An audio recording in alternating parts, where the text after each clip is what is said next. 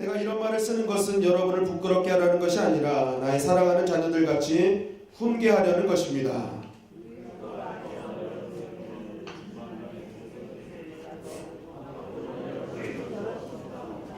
그리스도 예수 안에서 복음으로 내가 여러분을 낳았습니다. 그러므로 나는 여러분들에게 권합니다. 여러분은 나를 본받는 사람이 되십시오. 이 일 때문에 나는 디모데를 여러분에게 보냈습니다. 그는 주님 안에서 얻은 나의 사랑하는 신실한 아들입니다. 그는 그리스도 예수 안에서 행하는 나의 생활 방식을 여러분에게 되새겨 줄 것입니다. 어디에서나 모든 교회에서 내가 가르치는 그대로 말입니다. 그런데 여러분 가운데는 내가 여러분에게로 가지 못하리라 생각하여 교만진 사람이 더러 있습니다. 주님께서 허락하시면 내가 속히 여러분에게로 가서 그 교만해진 사람들의 말이 아니라 능력을 알아보겠습니다. 하나님의 나라는 말에 있지 아니하고 능력에 있습니다. 여러분은 무엇을 원합니까? 내가 채찍을 들고 여러분에게로 가는 것이 좋겠습니까? 그렇지 않으면 사람과 온유한 마음을 가지고 가는 것이 좋겠습니까? 아멘. 오늘 보면 4장 이 마지막 말씀은요, 이제 고린도 교회 그동안 바울이 계속 분쟁에 대한 부분을 계속 다루었지 않습니까? 그것을 이제 1단락 짓는 것입니다. 처음 한 단락은 이제 1단락 지으면서 이제 5장부터 이제 다른 문제를 좀 짚고 넘어가는데, 자, 제가 말씀 들어가기 전에 여러분들에게 한 가지 좀 질문하겠습니다. 오늘 말씀의 제목인데요. 어떤 교회가 좋은 교회입니까? 어떤 교회가 좋은 교회일까요? 주님이 온 것 같아요. 말씀 다 들었습니다. 이제. 네, 그렇습니다. 네. 더 이상 들으실 필요가 없잖아요. 주님이 온 것 같아요. 우리 목사님을 통해서 우리 주일날 계속 교회가 어떤 것인지 우리가 자꾸 배우고 있는데, 이 질문에는 많은 답이 있습니다. 여러 교회가 어떤 교회의 모습들이 참 좋은 교회의 모습들이 참 많은 것이 있죠. 그런데 오늘 본문을 보면요, 사도 바울은 딱 한 가지로만 집중하고 있습니다. 어떤 교회가 좋은 교회냐? 하나님 나라가 임하는 교회라. 하나님 나라가 임하는 교회. 그 교회에 가면요, 하나님 나라가 임하는 거예요. 그 교회에 가면 하나님이 임재해 계시는 거예요. 그 교회가 최고의 교회라고 오늘 본문은 강조하고 있습니다. 강조하고 있어요. 여러분, 하나님의 나라가 임한다는 건 무엇입니까? 교회에 뭐가 임한다는 거예요? 천국이 임한다. 그러니까 그 교회 가면 천국을 느끼는 거예요. 그 교회 가면 천국에서 누리는 걸 다 누릴 수 있는 거예요. 하나님 나라가 임한다는 건 무엇입니까? 하나님이 친히 왕 되셔서 임재하고 계시는 거죠. 왕이신 하나님께서 기다리시면서 그 기다리던 사람들의 마음을 안아주고 감싸주고 문제를 해결시켜 주시는 그 교회가 살아있는 교회라는 것이죠. 그럼 여러분, 우리가 오늘 이 자리에 나왔죠. 왜 나오셨습니까? 왜 교회에 오셨습니까? 주만 바라보라고. 감사합니다. 주만 바라보고 맞습니다. 우리가 이 자리에서 주만 바라보며 하나님의 나라를 경험하러 온 것입니다. 하나님의 임재를 경험하러 온 것입니다. 여러분, 교회는 그냥 왔다 가는 것이 아닙니다. 반드시 와서 하나님의 나라를 경험해야 될 줄 믿습니다. 하나님의 나라를 맛보고 가는 것입니다. 그렇게 해서 몸부림쳐야 되는 거예요. 이 가운데 하나님의 나라가 있거든요. 근데 그거 못 보고 가면 안 돼요. 하나님의 왕으로 다 임재하고 계시거든요. 근데 그거 못 느끼고 가면 안 돼요. 사도 바울은 오늘 얘기합니다. 고린도서 4장 20절, 하나님의 나라는 말에 있지 아니고 능력에 있습니다. 여러분, 바울이 왜 고린도 교회를 향해 이렇게 얘기할까요? 결국 교회는 하나님의 나라가 되어야 됩니다. 그런데 지금 고린도 교회 너희는 하나님의 나라가 물꽃만큼도 보이지 않는다. 그것이 왜 그럴까? 왜 그럴까? 너희는 말만 하니까. 너희는 말만 하니까. 너희는 화려한 말솜씨가 교회를 교회답게 하고 하나님 나라가 임재하는 것 같이 생각하지만 사실 그렇지 않아. 하나님 나라가 어디서 오는 줄 아니? 능력에서 오는 거야 라고 얘기해요. 능력에서 오는 거야. 여러분, 하나님의 나라는 말에 있지 않고 능력에 있는 줄 믿습니다. 자, 그러면 능력은 어떤 능력일까요? 어떤 능력이 임해야 하나님의 나라가 우리 교회에 임하고 우리의 가정 속에 하나님의 나라가 임하고 우리 삶 속에 하나님이 임재하실까? 오늘 말씀을 좀 풀어보면서 하나님의 나라가 임하는 능력의 원리에 대해서 좀 알아보도록 하겠습니다. 오늘 말씀 고린도서 4장 15절은 이렇게 시작합니다. 다 같이 읽겠습니다. 시작. 그리스도 안에서 여러분에게는 1만 명의 스승이 있을지 몰라도 아버지는 여럿이 있을 수 없습니다. 그리스도 예수 안에서 복음으로 내가 여러분을 낳았습니다. 네, 바울은 얘기합니다. 지금 고린도 교회에 많은 스승이 있다. 1만 명의 스승이 있다. 실제적으로 바울이 떠난 뒤에 고린도 교회는 자칭 스승이라고 하는 어떤 그런 사람들이 이제 등장해서 고린도 교회를 굉장히 힘들게 만들었죠. 그러면서 이제 바울이 얘기합니다. 스승들이 있는데 진짜 중요한 건 누구냐? 아비다. 아비. 왜냐하면 스승은 여러 명이지만 아비는 한 명이기 때문이다 라고 하는 거예요. 그런데 여기서 아비는 누구냐? 아버지는 누구냐? 바울이 얘기합니다. 내가 그리스도 안에서 복음으로 너희를 낳았다 얘기하는 거니까 이 아버지는 바울은 자신을 뜻하는 거죠. 자신. 내가 아버지다. 아버지다. 라면서 이제 얘기하는 거예요. 자, 그렇다면 왜 바울은 1만 명의 스승과 아버지 한 명을 이야기하고 있는가? 먼저 여기서 우리 스승이라고 다는 단어, 1만 명의 스승할 때 스승이라는 단어가요, 헬라어 어문에는 가정교사라는 뜻을 갖고 있습니다. 가정교사. 그러니까 스승인데 가정교사라고 바울이 표현을 한 거예요. 그들은 스승 같지만 사실은 가정교사다라고 이제 표현을 한 건데, 여기서 가정교사가 의미하는 것은 다른 것이 아니죠. 가정교사는 무엇입니까? 가정교사. 다 그렇지는 않지만 대부분 대가를 받고 아이들을 가르치는 사람이 가정교사입니다. 그죠? 내가 대가를 받고 가르치는 것. 그러니까 이 가정교사는 대가가 없으면 그 아이의 미래가 어떻게 되든 상관하지 않죠. 대가가 끊어지면 다른 곳으로 옮깁니다. 그죠? 그게 가정교사예요. 내 유익을 위해서 내가 일을 하는 거죠. 상대방의 유익을 위해서 일하는 게 아니라 내 유익을 위해서 하는 사람이 가정교사죠. 만약에 대가를 바라지 않으면서도 내가 이 아이의 미래를 책임지겠습니다 하고 하는 가정교사는 흔히 많지 않습니다. 거의 없죠. 그러니까 가정교사를 그런 식으로 이제 비유하고 있고, 이제 사도 바울이 아비의 아버지라는 이제 얘기를 이제 연이어서 하는 이유는 무엇입니까? 아버지는 대가 없이 자식을 위해 희생하는 사람. 자기의 모든 것을 다 동원했어요. 그러니까 해산의 고통, 내가 너를 낳았다. 그러니까 낳는 그런 고통을 감수하면서까지도 그 아이의 미래를 위해서 모든 것, 행복을 위해서 모든 것을 다 투자하는, 내 유익이 아닌 상대방의 유익을 위해서 살아가는 사람, 그 사람이 아버지인 것이죠. 결국 바울이 얘기합니다. 자, 선택해봐라. 봐라. 누가 진짜냐?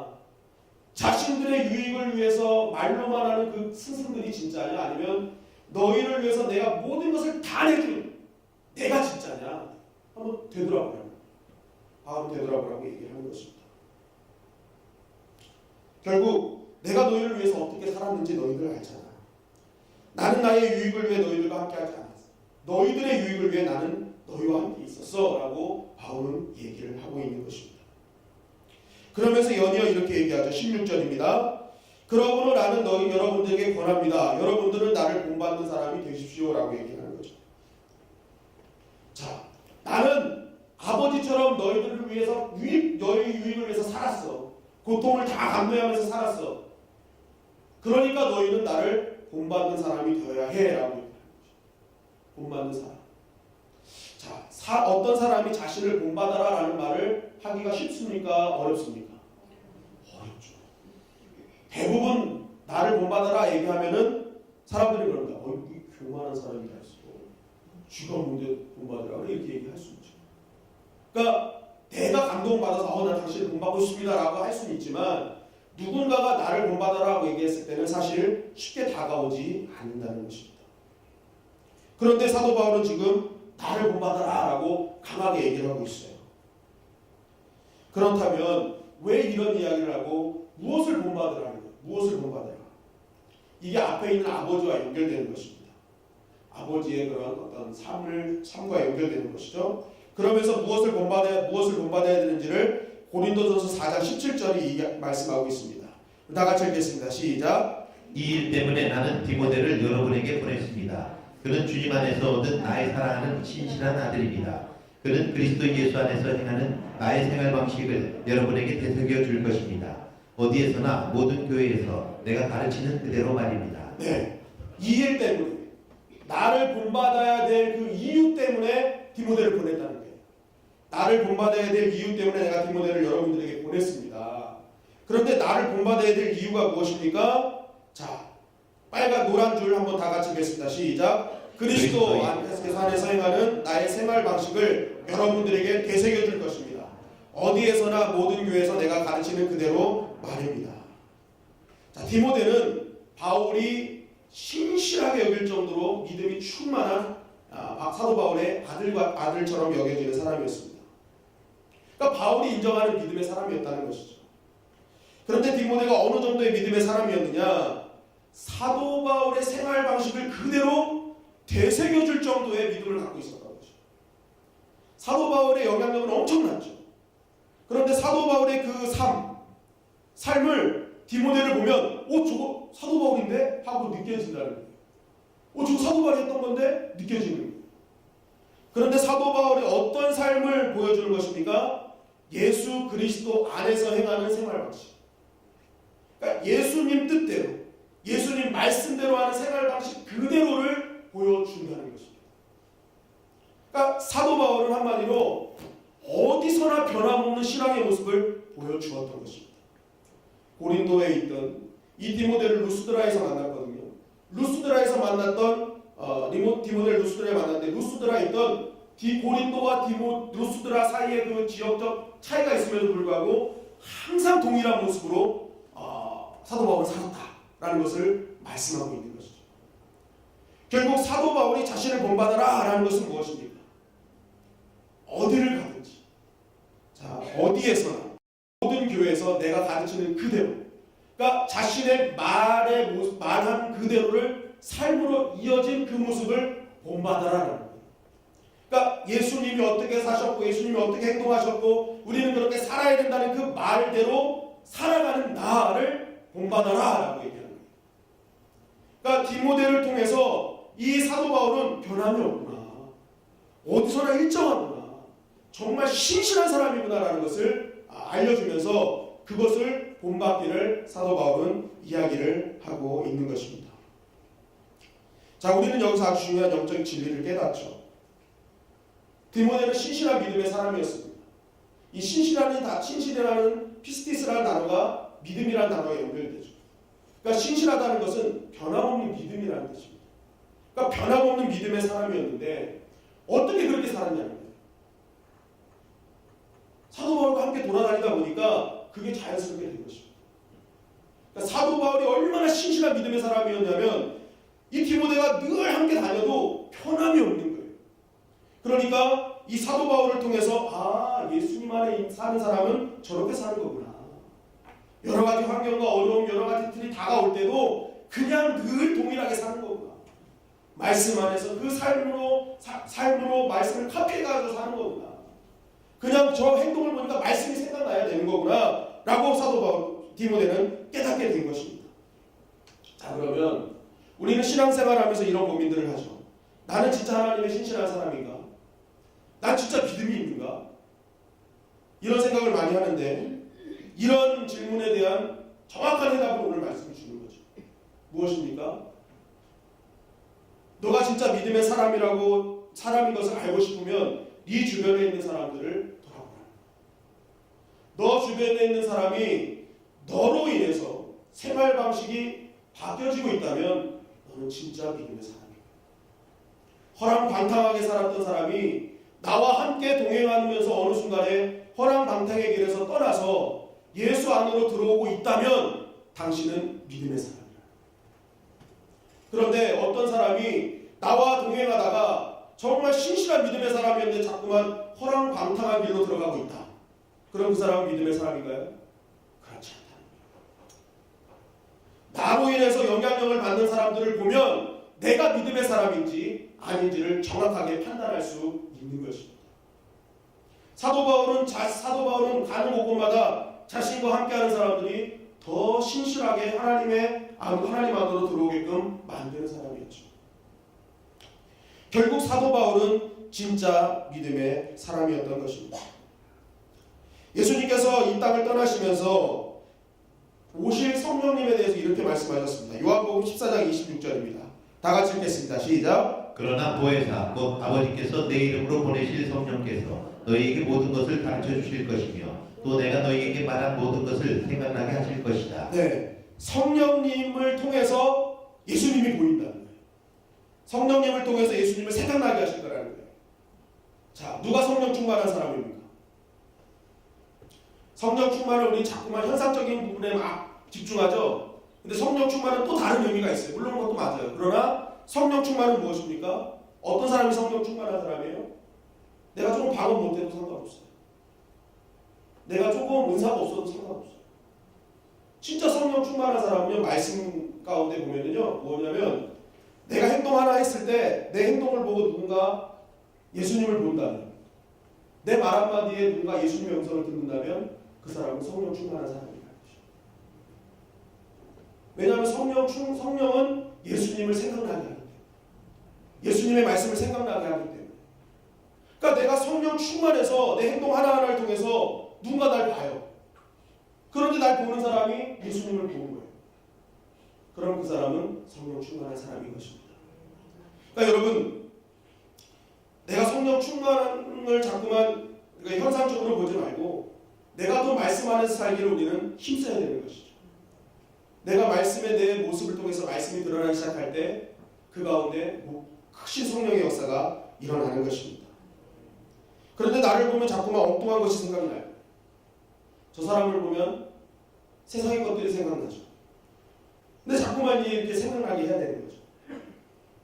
그런데 왜 그걸 못하느냐? 그 이유가 18절에 나오는 것입니다. 18절에 우리 다 같이 읽겠습니다. 시작. 그런데 여러분 가운데는 내가 여러분에게로 가지 못하리라고 생각하여 교만해진 사람이 더러 있습니다. 네.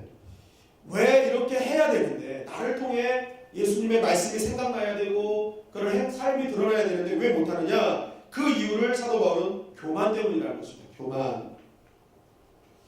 이 교만이 왜 왔냐면 사도 바울이 이제는 고린도로 오지 못할 것이라는 그러한 생각들이 있었어요. 그러니까 사도 바울이 오지 않으니까 굳이 사도 바울의 가르침을 따를 필요가 없었다는 것이죠. 그러니까 그 가르침대로 살지 말고 차라리 내가 내 마음대로 사는 거야 라고 얘기를 한 것입니다. 자, 그러면 보십시오.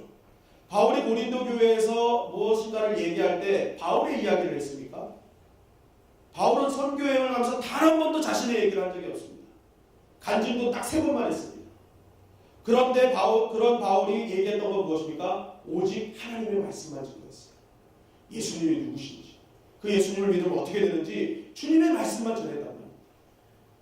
결국 이들이 사도 바울의 가르침이 필요 없어 라고 하는 것은 사도 바울의 말이 아니라 누구의 말을 무시하고 있는 거예요? 하나님의 말씀을 무시하고 있는 거예요.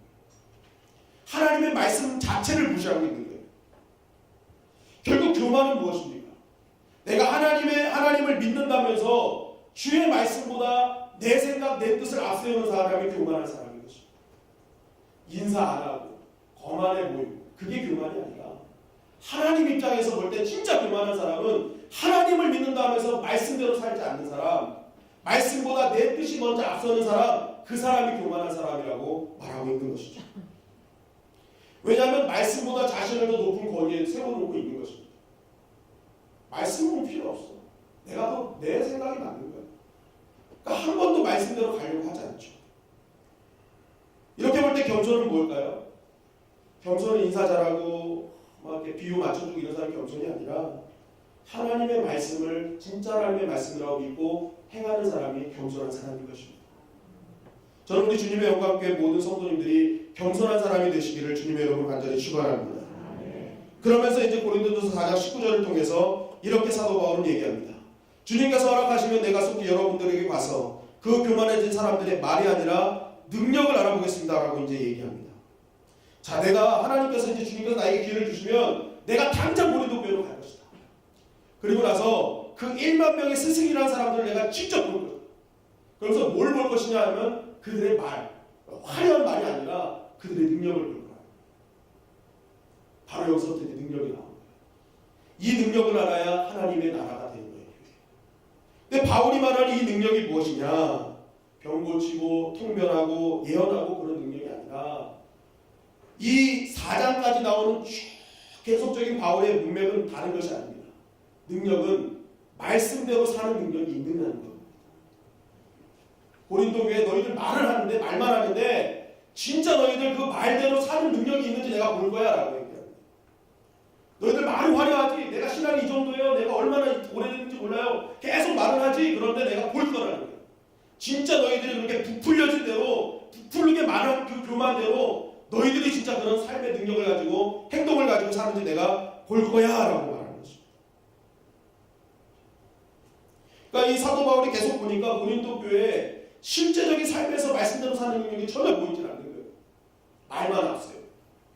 내가 이런 사람이야. 교만하게 사는 그런 모습을 보니까 고린도 교회가 그렇게 된 거야 라고 얘기를 하는 것이죠.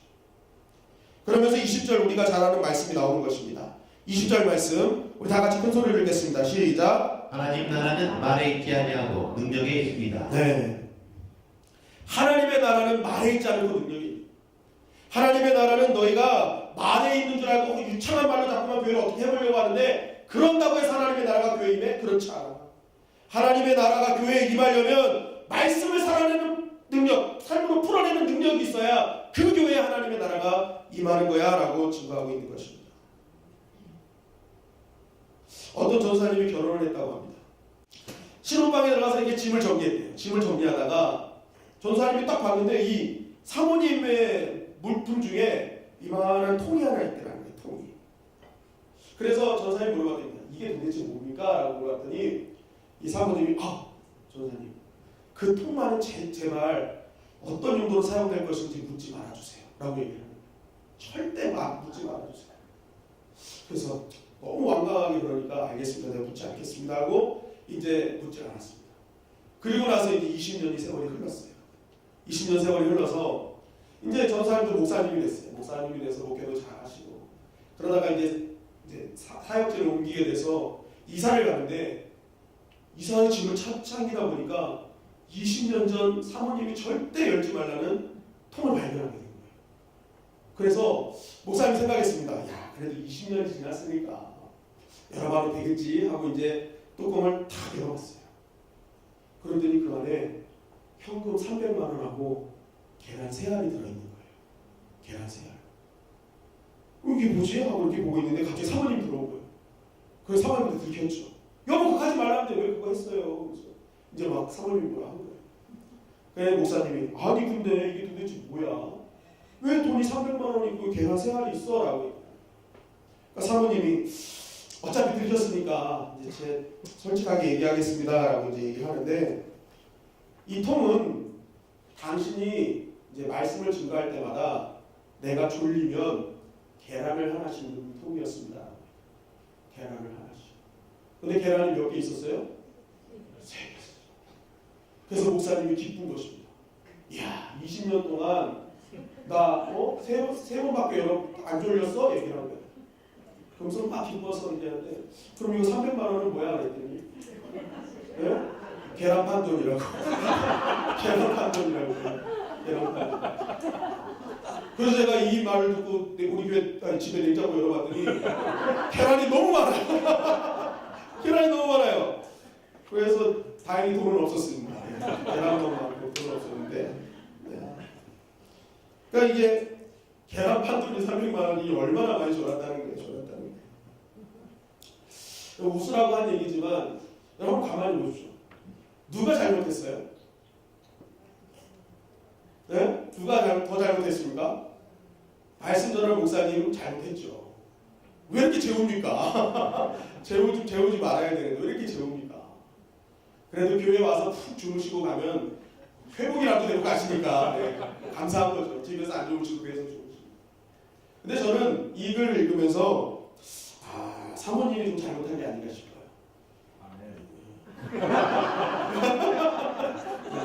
저 유아실에 집사람이 있는데 잘 들으세요. 잘 들으세요.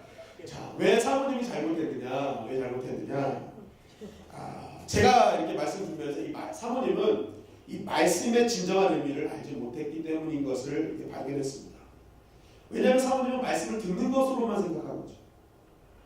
그러니까 내가 들을 때 졸리면 계란을 먹는 거예요. 그런데 성경은 보십시오.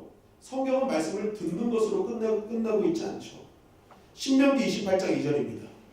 신명기 28장 2절 다 같이 읽겠습니다. 시작. 내가 내 하나님 여호와의 말씀을 청종하면 이 모든 복이 내게 임하며 내게 이르리니. 네, 내가 내 하나님 여호와의 말씀을 뭐하면 청종이죠. 내가 만약에 성경이 내가 내 하나님 여호와의 말씀을 청하면이라고 끝나면 우리는 듣기만 하면 됩니다. 말씀을 듣기만 하면 돼요. 그런데 하나님은 분명히 복이 임할 것이다 얘기하시면서 종을 붙이셨어요. 듣고 뭐 하는 거예요? 행하는 거예요. 듣고 행하는 자만이 복을 임할 거라는 거예요. 그런데 많은 사람들이 신앙생활을 척만 하고 끝난다는 거예요. 척까지는 잘해요. 종이 없죠. 종이 없는 거예요. 자, 사도님이 만약 이것을 알았다면 계란을 넣을 때 뭐 해야 됩니까? 듣는 것으로 끝나는 것이 아니라 내가 그 말씀을 행하지 않을 때 계란을 넣었어야죠. 나에게 적용을 시켰어야죠. 말씀을 증거하는 목사님한테 지금 적용시키면 안 되죠. 자신이 그 말씀을 듣고 행하지 않았을 때 계란을 모았어요. 아마 그랬으면 집 한 채 사지 않았을까요? 집 한 채 사지 않았을까요? 행하지 않는 나의 집중을 해야 되는 것이죠.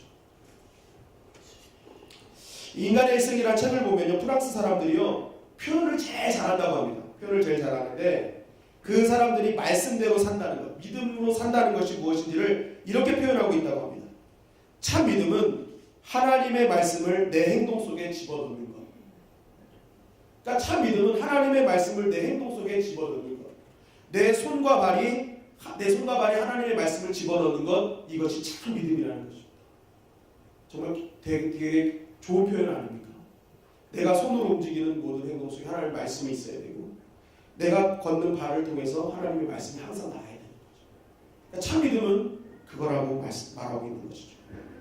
그럴 때 어떡합니까? 내 손과 내 발에 하나님의 말씀이 있는 그런 종의 삶을 살 때 하나님의 능력이 임하는 것입니다. 진짜 영향력 있는 삶을 살게 되는 것이고 하나님의 역사가 일어나는 삶이죠. 실제적으로 고린도 교인들과 바울을 통해서 성경을 우리에게 증거하고 있습니다. 자 보십시오. 고린도 교인들은 철학적인 지혜가 충만했습니다. 언변술이 뛰어나고요. 수사학이 뛰어나죠. 그들의 말 가운데 정말 수많은 말들이 오고 갔을 것입니다. 어떤 사람은 그 말을 듣고 울기도 했을 것이며 어떤 사람은 웃기도 했을 것이며 어떤 사람은 그 말을 듣고 감동했을 것이며 어떤 사람은 막 처박혀서 울기도 했을 것이며 그런데 지금 그렇게 언변이 뛰어나고 수사학적으로 유명했던 그 말들은 어떤 말이었는지 우리는 한마디도 알지 못하죠. 그렇게 화려한 말이었는데 그러나 사도 바울의 말은 2000년이 지난 지금까지도 비록 딱딱하고 부담스럽지만 아직까지도 우리에게 들려지고 있다는 것입니다. 고린도 교회가 사도 바울의 차이가 무엇입니까? 손과 발에 행함이 있느냐 없느냐의 차이뿐밖에 없습니다. 오히려 그 사도 바울이 더 엄연히 그 사람들보다 부족했을 수도 있어요. 그럼에도 불구하고 2000년이 지난 지금까지도 그 화려한 그런 얘기들은 다 사라진 채 오직 사도 바울의 말만 그 말씀만 계속적으로 전해진다는 것은 바로 사도 바울은 말씀으로 끝난 인생이 아니라 그 손과 발에 행동이 있었기 때문에 그렇습니다. 그게 능력인 것이죠. 하나님의 역사가 임했던 것입니다. 여러분 바로 사도 바울은 이 말씀을 통해 우리에게 증거하죠. 너희 교회 하나님의 나라의 임재는 하나님의 나라의 능력은 그리스도인인 성도 한 사람 한 사람이 말씀대로 삶을 살아갈 때 그때 그 교회에 하나님의 나라가 임할 것임을 증거하고 있는 것입니다. 나를 보기만 해도 주님이 보이고 내가 말 한마디만 해도 그 말 속에 주님의 음성이 들리며 내가 나를 보기만 해도 참 신앙의 사람이 무엇인지를 알게 하는 그 삶을 살 때 그러한 자들이 모인 교회에 하나님의 나라가 임하는 것입니다. 지난 한 주 우리는 얼마나 나를 통해 주님을 보이게 했습니까? 나의 손과 발에 하나님의 말씀을 들고 살았습니까? 하나님 오늘 이 말씀을 통해서 우리에게 또 다른 사명을 맡기십니다. 주님의 영광교회를 좋은 교회로 만들어라. 주님의 영광교회 하나님의 나라가 임재하게 만들어라. 그래서 하나님의 임재를 갈망하는 사람들, 하나님의 임재에 목마른 사람들이 이 교회를 찾게 만들어라. 우리가 지금 교회를 찾고 있죠. 교회를 찾고 있습니다. 그런데 우리는 이 말씀 준비하면서 전 그런 생각이 들었어요. 아, 내가 너무 건물만 찾고 있었구나. 건물은 우리가 말한 대로 하나님 미리 예비해 놓으셨는데 그렇다면 우리가 예비되는 건물을 갖고 기도할 것이 아니라 이제는 건물에 들어갈 우리가 준비되어야 되는구나라는 걸 깨닫게 됐습니다. 이 말씀을 묵상하면서 하나님이 우리가 이제는 그 건물에 들어가도 부끄럽지 않은 삶의 모습을 이 자리에서 만들기를 원하시는구나. 정말 말씀대로 살아가는 그 믿음의 모습, 그 말씀 안에서 주의 나라를 갈망하며 날마다 신실하게 주님의 뜻을 쫓아가는 그러한 준비된 우리가 될 때에 하나님께서 예비된 성전을 옮겨주시겠구나라는 그러한 마음의 확신이 들어오게 되었습니다. 여러분, 그렇기 때문에 우리가 40일 내에 작정 금식하면서 기도해야 될 제목이 한 가지 들은 것이죠. 예비된 성전에 들어갈 부끄럽지 않은 믿음의 모습이 있게 하여 주시옵소서. 우리 주님의 영광교회가 주님 보시기에 하나된 합한 정말 믿음의 모습들이 있게 하여 주시옵소서. 왜냐하면 주님이 예비하신 교회는 저는 어마어마할 거라고 생각을 합니다. 그 가운데 벌써 하나님이 임재하셔서 풍성한 은혜를 준비해 놓고 계실 거라 생각합니다. 그런데 우리가 준비되지 않고 들어가면 감당할 수 없는 것이죠. 느끼지도 못하는 것이죠. 주님이 무엇을 준비해 놓으셨는지도 깨닫지도 못하는 것이죠. 그런데 우리가 말씀 안에서 굳건히 세워지고 우리의 영적으로 준비해 놓으면 발걸음을 들어가자마자 눈물부터 쏟게 될 줄 믿습니다. 하나님의 은혜가 이것이었구나. 하나님의 능력이 이것이었구나. 하나님이 이렇게 우리를 기다리셨구나라는 것을 알게 되는 것입니다. 그러면서 고린도전서 4장 21절을 통해 사도 바울은 이렇게 말씀을 마무리합니다. 우리 사도 고린도전서 4장 21절 다 같이 읽겠습니다. 시작. 여러분 무엇을 원합니까? 내가 채찍을 들고 여러분에게로 가는 것이 좋겠습니까? 그렇지 않으면 사랑과 온유한 마음을 가지고 가는 것이 좋겠습니까? 네. 자, 고린도 교인들아, 이제 너희들이 선택해라. 이런 거죠. 내가 채찍을 들고 너희들한테 갈까? 아니면 온유한 마음을 가지고 갈까? 너희들이 잘하고 있는 다음에 이제는 내가 온유한 마음으로 갈 거야 라고 하는 거죠. 그러나 너희들이 말씀 안에서 바람직하게 살지 않으면 나는 채찍을 들고 갈 수밖에 없어. 그런데 동일한 건 뭡니까? 그 안에 뭐가 있어요? 사랑이 있죠. 반드시 사랑이 있습니다.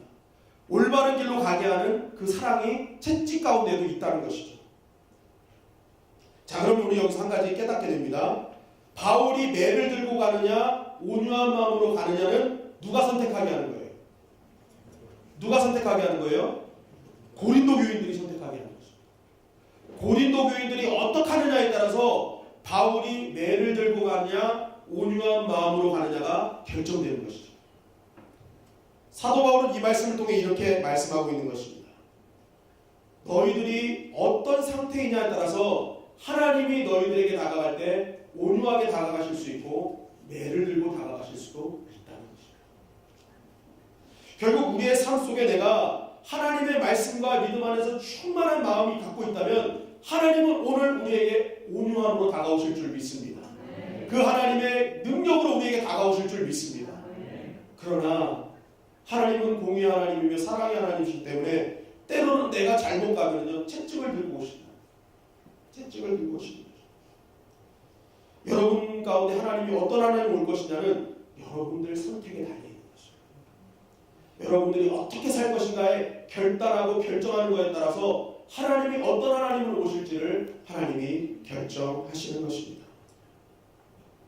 그러므로 오늘 이 말씀을 통해 우리가 앞으로 어떻게 살아야 될지는 확실해지는 것이죠.